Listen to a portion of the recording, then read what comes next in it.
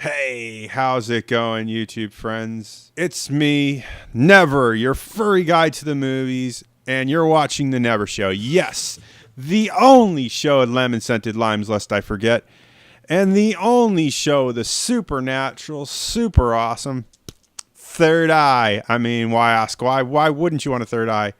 And it's Wednesday again, my dudes, and that means we review the movies. Tricked you there. Thought I was going to do the Jimmy is here thing? Nah. So let's get right into that.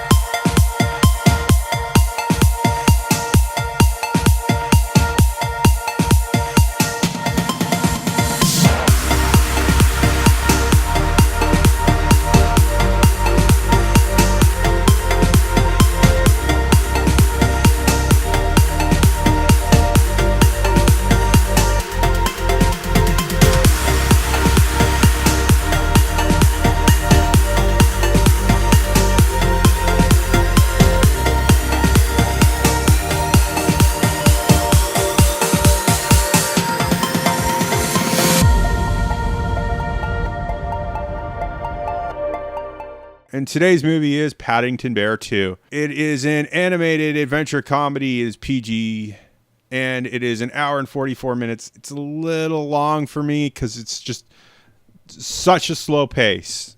And I'm not saying it's bad that it's a slow pace. I think it's dialed back for kids.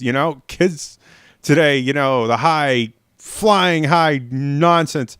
And it's got a bunch of stories, and they all tie together, and it does end well. And director Paul King did a good job. The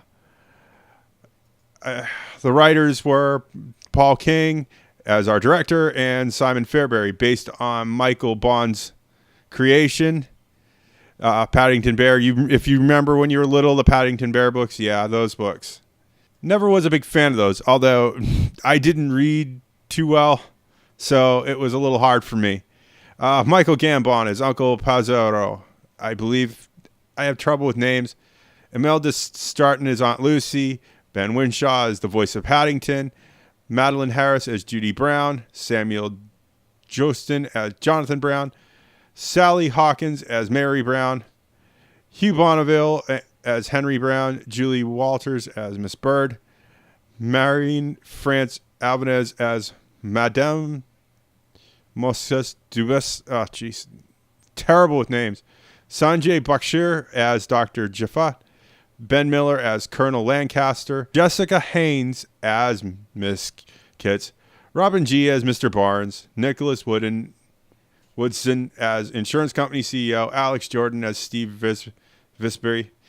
Not really anybody in this cast who stuck out to me. The family did stick out the most, as the Browns were, more front and center, along with Paddington. Production companies were Canal Studios, Anton Capital Entertainment, Amazon Prime Instant Video, Canal Plus, Cine Plus, Heyday Films, Marmalade Films Limited, and our good old distributor here in the United States of America was Warner Brothers. So can't go wrong with that. Our effects companies were Ayrton, Frame Store, MTVFX, Monkey or Munky. I don't know. It's a weird pronunciation on those. One of Us, Proof, and Rodeo VFX. There wasn't really anybody there that stuck out. What I thought about the movie, just to be honest with you, felt it was a little slow for my tastes. I did ADD, and I felt a little bleh. Hugh Grant it was in it.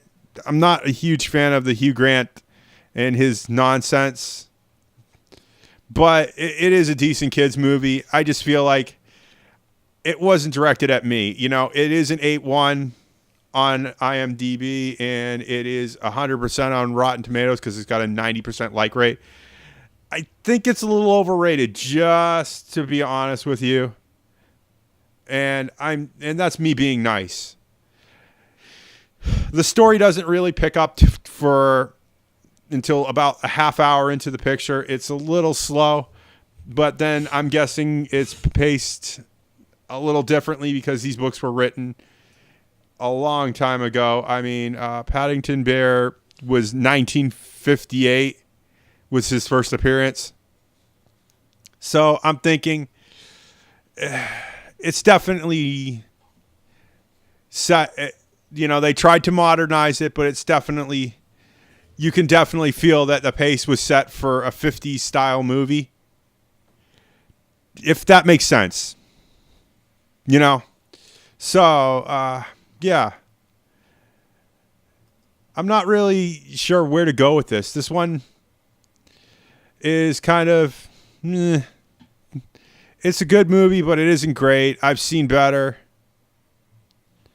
It's definitely wasn't targeted to me again. I keep getting these kids movies that just aren't really connected with me. Maybe it's because I'm getting older. I don't know.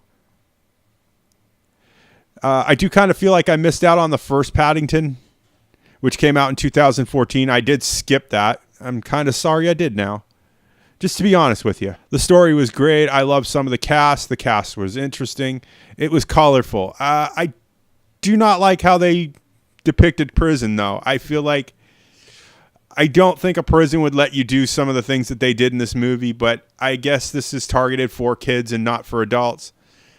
And it's kind of uncomfortable. Even though Paddington is innocent, he goes to a very maximum security looking jail, and there's some very hardcore customers here that I just feel like you wouldn't mix somebody who was, convicted on so little to something so big. Just saying. And that's my thoughts on the movie.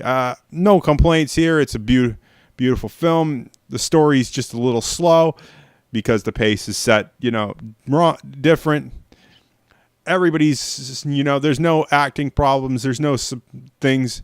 I would like to see what CinemaSins thinks, just because they love to pick over these things and pick them apart. And that's their job. I'd say if you're gonna go to the movies and you got young kids, this is a definite buy. If you're an older gentleman like myself, you're gonna pass. Just to be honest with you, I definitely see this as a TV watch. I do not see this as a DVD buy, just because it's not my cup of tea for films. I'm gonna pass on a theater watch just because I feel like there's better movies on the way, and I can't wait to see them. So if you like what you see in here, please click that like button down below. It means so much to me.